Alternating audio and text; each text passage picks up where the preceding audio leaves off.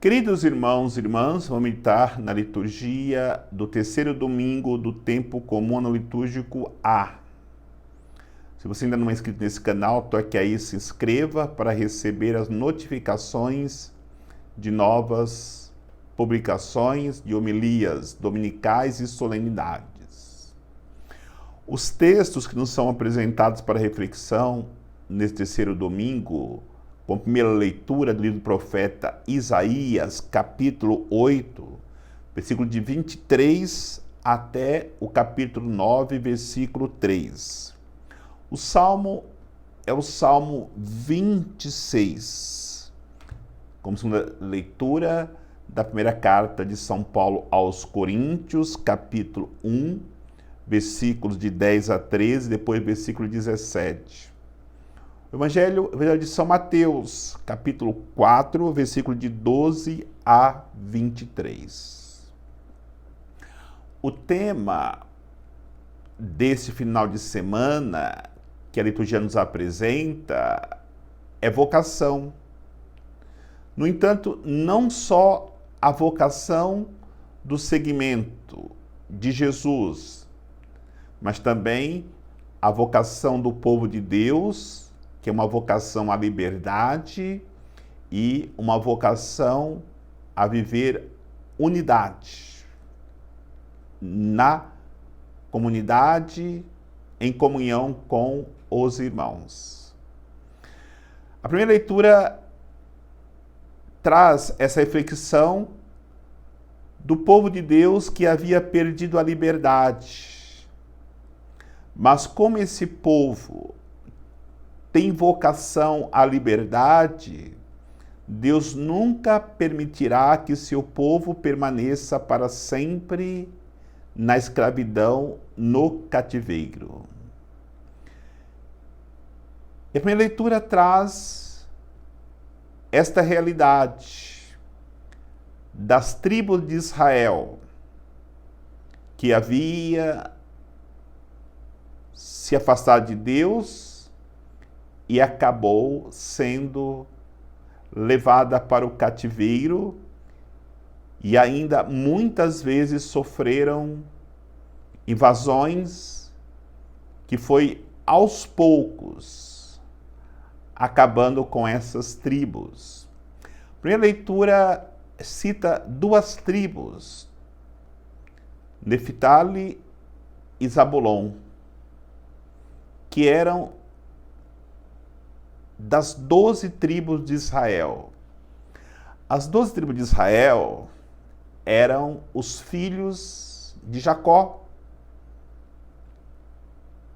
que se tornaram as tribos de Israel e, consequentemente, o povo de Deus. Com o passar dos anos da história desse povo, houve um rompimento entre as tribos, ficando as 10 tribos do norte para um lado e do outro as tribos do sul, que eram apenas duas, Judá e Benjamim. E os ataques constantes dos inimigos foram destruindo esta família, estas tribos que havia sido constituída por Deus. E a citação de Benjamim e Judá como tribos separadas é porque Deus havia escolhido estas tribos para que elas permanecessem e dela sairia aquele que seria o Messias, o Salvador. Enquanto que as outras 10 tribos foram com o tempo sendo destruídas e todas acabaram sendo invadidas e povoadas por povos pagãos. E no final, só ficou a tribo de Judá, tornando-se assim real a profecia anunciada por Deus de que a tribo de Judá seria a tribo que nasceria o Salvador. Mas a primeira leitura é uma promessa de Deus que este povo que vivia no cativeiro seria libertado. Aí o profeta coloca como o alegre ceifador que tem uma grande colheita, como soldados na batalha que tem os despojos dos inimigos sendo repartido. Dentro dessa perspectiva, nós caminhamos naquela convicção que Deus não permitirá que seu povo permaneça no cativeiro e dirige esse povo para o caminho da liberdade.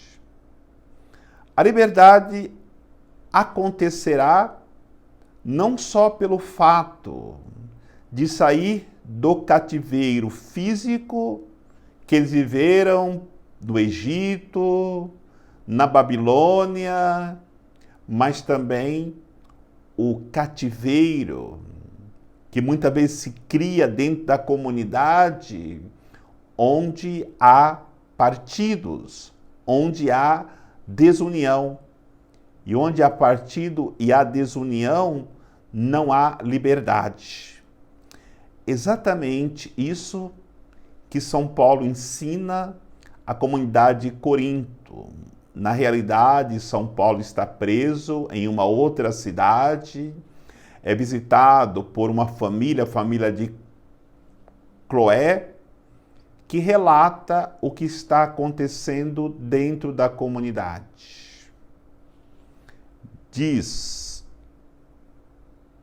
a família de Cloé, uns dizem que é discípulo de Cefas, outros que é de Paulo, outros que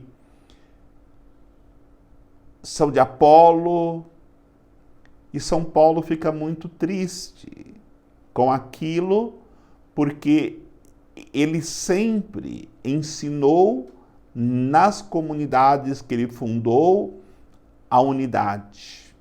E ele começa a escrever uma carta para que um membro da família de Cloé leve para a comunidade e seja lida. O que ele escreve nessa carta? Ele escreve: não foi Paulo, não foi Cefas, não foi Apolo que foi crucificado, que morreu por vós, mas foi Cristo. Por isso, nem Paulo, nem Cefas, que é Pedro, nem Apolo são alguma coisa. Cristo, que deve ser seguido, amado e que na comunidade seja o ponto de unidade. E aí entendemos a reflexão da vocação à unidade, porque nenhuma comunidade subsiste se não viver a unidade em Cristo. E aí depois São Paulo, para recuperar esta comunidade, recuperar a unidade da comunidade, escreve muitas outras cartas falando sobre os membros, a importância que cada membro tem na comunidade e tantos outros temas que ele vai apresentar para que haja unidade na comunidade. E aquele povo que havia sido disperso das tribos de Israel por causa do afastamento de Deus, são visitados por Jesus no dia de hoje, no Evangelho de hoje.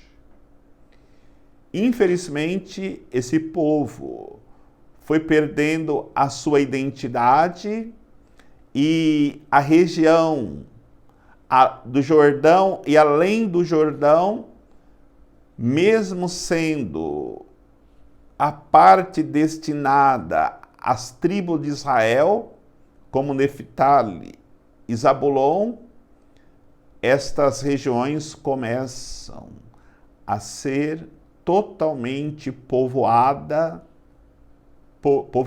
por povos pagãos. Exatamente hoje, no Evangelho, Jesus se dirige a essa região para ali resgatar o povo de Deus que havia se perdido.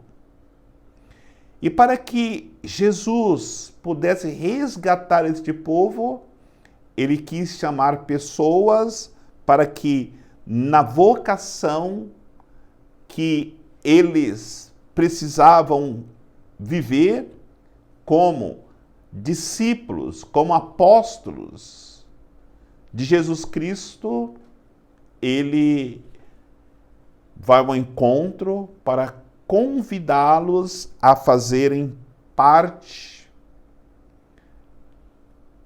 desse trabalho missionário. Ali onde Jesus vai começar o seu ministério é uma região litorânea. Ele passa pela praia e vê dois irmãos trabalhando, lançando as redes ao mar. Os irmãos são André e Pedro. Eles chamam esses irmãos para que eles se tornem seus discípulos e serem formados para que depois tornassem pessoas maduras na fé, apóstolos, para anunciar a libertação do povo em toda a face da terra. Imediatamente, André e Pedro escutam o chamado de Jesus, deixam tudo para segui-lo, para ir em uma outra pescaria. Agora não mais pescariam peixes, mas pescariam almas para o reino de Deus. Jesus continua chamando. Ele caminha mais um pouco, encontra dois outros irmãos, Tiago e João, que estavam também pescando. No entanto, estavam com uma dificuldade.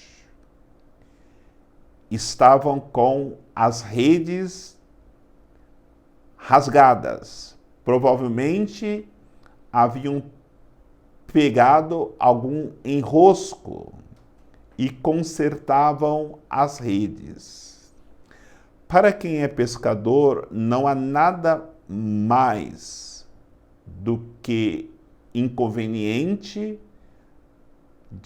do que ter as redes presas em enrosco. O Evangelho quer dizer que aqueles irmãos estavam com problemas. E Deus não chama somente quem está com a situação resolvida. Chama também pessoas com dificuldades na vida. Porque é Ele que vai ajudar essas pessoas a resolver as suas situações difíceis e ajudá-los na caminhada do anúncio do reino de Deus. Estes também deixam os barcos, deixam o seu pai Zebedeu e vão seguir Jesus na missão de anunciar o reino de Deus. E é de fato esta realidade que Deus quer levar-nos a termos consciência da nossa vocação. Até hoje, Jesus caminha um pouco mais chamando pessoas, irmãos, para que deixam tudo que possui até então em segundo plano para colocar em suas vidas o plano de Deus. O plano de Deus é universal. Por que universal? Porque Ele quer primeiro salvar cada pessoa individualmente. Quando a pessoa for tocada pelo seu chamado, como foram Pedro, André, Tiago e João, ele chama cada um de nós. E quando somos chamados, ele nos envia em comunidade, para que possamos atingir todo o mundo, todos os seres humanos. E um dia, todos nós possamos viver a nossa principal vocação, que é a vocação de filhos de Deus na eternidade com Ele. Que possamos buscar a liberdade, não nos deixarmos escravizar pelos inimigos, que nós possamos viver a unidade nas nossas comunidades. Nós não podemos ser discípulos de ninguém, a não ser de Jesus Cristo. E Jesus Cristo, que une a todos, nos conduzirá a cada dia a uma experiência de salvação. E ao chamado de Jesus, deixemos tudo para segui-lo, como fizeram os primeiros que foram chamados para realizar o projeto de Deus no coração da humanidade. Que o Senhor nos abençoe, em nome do Pai, do Filho e do Espírito Santo. Amém.